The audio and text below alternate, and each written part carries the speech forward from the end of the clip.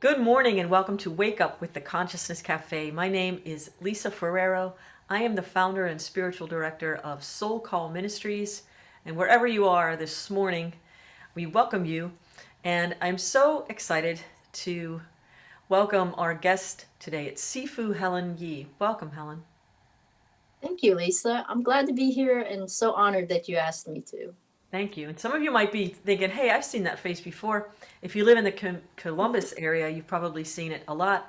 But if you're watching from Soul Call Ministries on Sunday, Helen is one of the teachers who takes us through the program of Qigong, which is bringing energy into the body. And it was quite a path to get to become a master of the energy system of Qigong along with Tai Chi. You are a world class, world renowned Olympic athlete in Taekwondo. And share a little bit about your soul's calling, what you've evolved. You started with a passion for this and kept rolling out the red carpet of consciousness, as I say, and sharing with others. Tell us a little bit about how that all started. Nice. Well, to be honest with you, I have never wanted to be interested in Tai Chi or Qigong.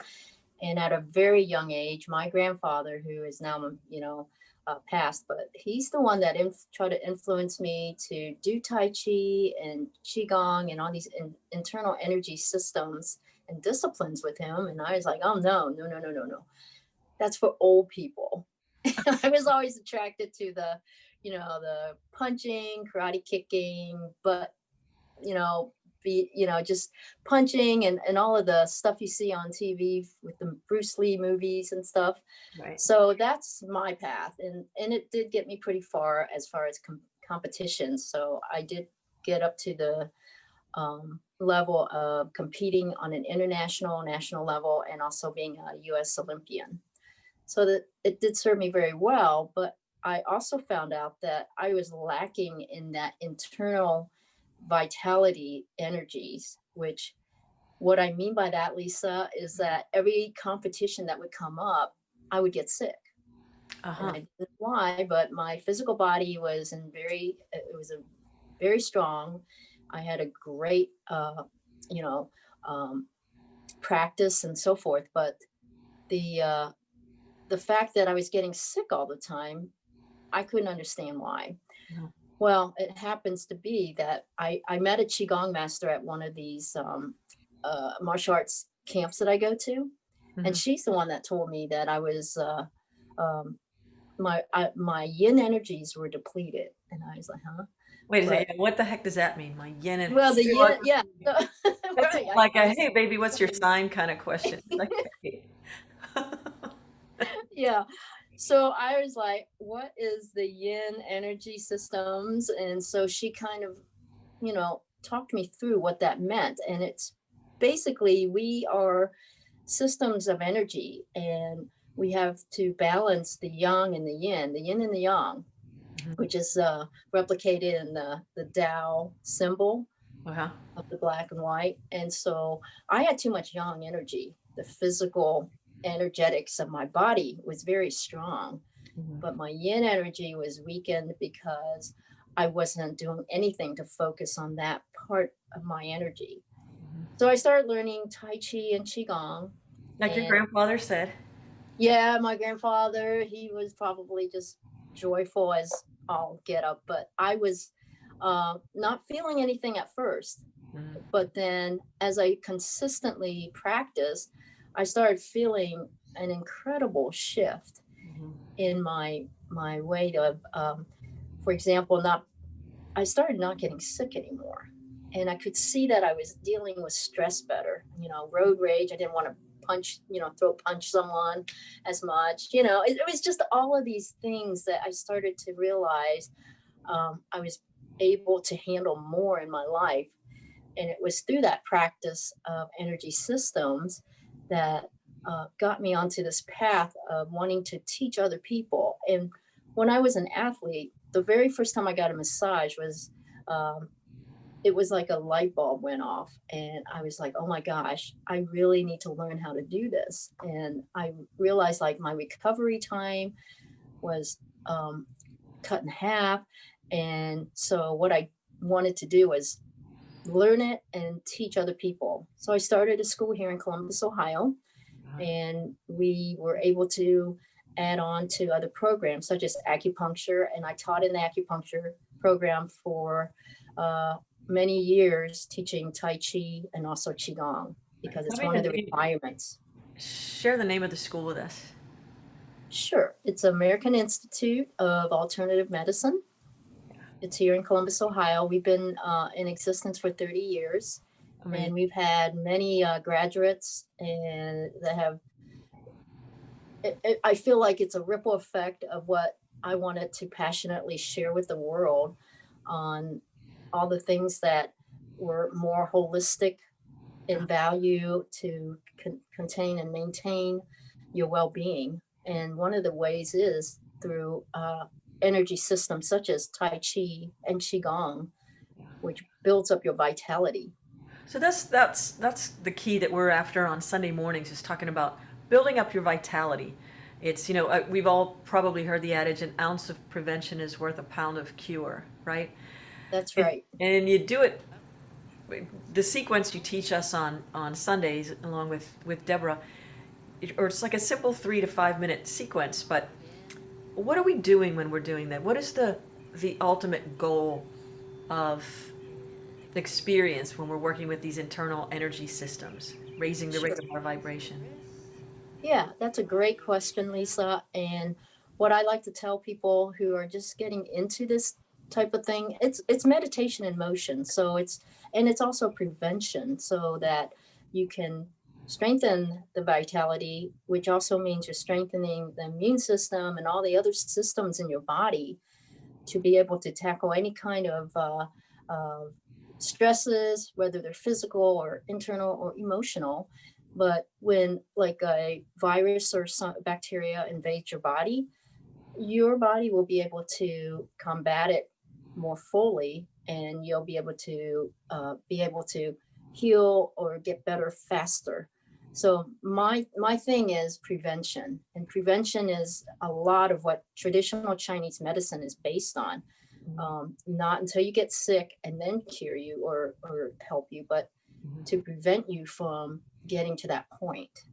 Yeah. And so with the Qigong practice and all the movement, there's not a whole lot of movement in Qigong. A lot of almost anyone can do it. Anyone can do it. You Yeah. could be bedridden and you can do it because you're using your mind's intention to focus the Qi, which is the life force energy in all living things. So you're focusing your mind to move the Qi through the meridian channels and pathways that are in your body. And the acupuncturists who work on people, they know where to place the needles Yeah. to facilitate the movement of the chi in whatever direction it needs to go. Yeah. I know where to put the needles to you. And I have to say, when I can get acupuncture and massage in the same week, wow, and acupuncture for me has been the thing that I felt that more than anything, and qigong. But I've been practicing qigong for a long time, and I like it's something that you say too, as it pertains to the aggressive martial arts, the yang arts, the outer. I remember you saying the best fight is no fight. And it Exactly. sounds like Tai Chi and Qigong on a different playing field. The best fight is no fight. The best fight is to keep your vitality up. So there's no entry of there's no fight. There's nothing that's going to happen. You've kind of got it covered. You keep your chi up. And recovery time, like you said, is minimized because you know how to work the energy. It's an interesting thing that still in 2020, we're still just on the growing edge of awareness of some of these modalities. Now, I know you teach, and we're going to have you work with us, creating a series that people can tap into and work with. But what would you say to just an out and out beginner when you start talking about energy? Sometimes people just let their consciousness float away and think, okay, that's that stuff. It's that woo woo stuff. Like, can you be a bodybuilder and still incorporate a Qigong practice? Oh, absolutely. And I feel like in this country, more and more people are learning what Qigong is all about. Yeah. They don't understand how it works, but it works. And the National Institute of Health also had claimed that several years back. They don't know how acupuncture or traditional Chinese medicines and all of those modalities work, but they do. And I think one of the things is that uh, it is a practice of meditation. So you are utilizing your mind's intention and focus to be able to uh, draw within yourself and also connect with the energies in the cosmos, in the environment. Yeah. And that is really something that a lot of people might notice or think that it's woo woo, but everything is made up of energy. Even Albert Einstein claims that. So, Yeah. um, he's one of the smartest guys who was ever alive. Yep. So it's all a matter of realizing that you have to have that belief of, that this energy that's within everything can be uh, drawn into your own internal world and Hmm. be able to facilitate that movement into all the trillions of your cells and Yeah. affect it through a positive way because your cells intentions are already about well-being. Right. What happens is we block that wellness sometimes with our stressful thoughts and worries and negative emotions. Hmm. And so when we get into an art form or a consistency of meditation practices where we release and allow that alignment to happen naturally, the body will tend to try to, right itself or balance itself.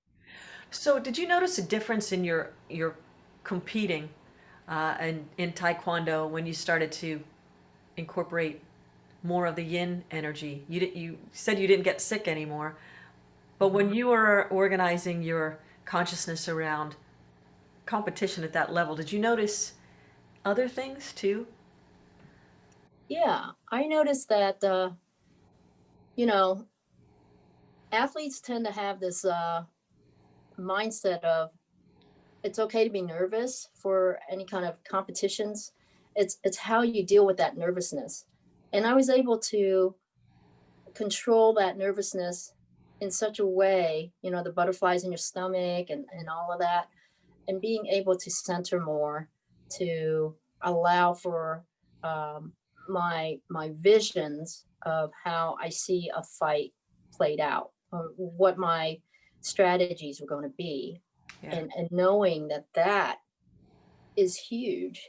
It's a great edge on your athletic opponents because we're all kind of about the same level physically. We all have that. We've mastered our bodies in such a way that now we are competing on this elite level where everybody is at this, um, this level of athletic performance. But Mhm. now with that whole mind's intention and being able to focus and with more clarity visions of a win or something like that, and visualizing your body also, if you're not feeling well, visualizing it and actually really feeling that it's healthy. Yeah. Yeah. Yeah. So you just, it's an amazing experience to talk with you and to watch the way I've watched you do some forms. There's some forms on YouTube, and just you are truly like poetry in motion. Like you are when you're in it, you're in that flow, and it's so obvious, and it's a beautiful practice. And I love that you're encouraging others to get into the same flow. It's not just for the few. Maybe fighting at an Olympic level is, but participating with the cosmic level of things is for everyone. That's what I'm hearing you say. Absolutely. Yeah, everyone can tap into it. Every single person. Any other words of advice or last comments you'd like to share with us before we start our day? Well, again, I think whatever practice you decide to um, do, make sure it's consistent because if you just go to a gym every once in a while, lift a weight here and there, how much strength are you actually going to get? But if you find a consistency of the practice, whatever, whether it's, a certain type of qigong or tai chi or meditation, can, the discipline of the practice is a lot of the effort, a lot of the work. And you'll start to see results, and you can actually be aware of it, your body's awareness of things. There are people out there who don't like the word discipline. They feel like it's punishment of some kind. But I love the way you share it because I can't remember who said discipline is the freedom of what you want.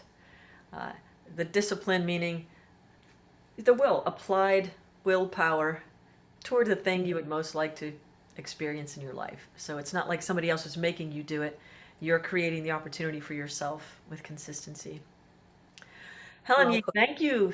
Thank you so Thank much you. for joining us today, and thank you for your Sundays. And we'll be looking for your series on soulcallministries.org. Wherever you are starting your day this morning, we invite you to join us again this evening, Wednesday night at 7 o'clock, for a new edition of Soul Sessions.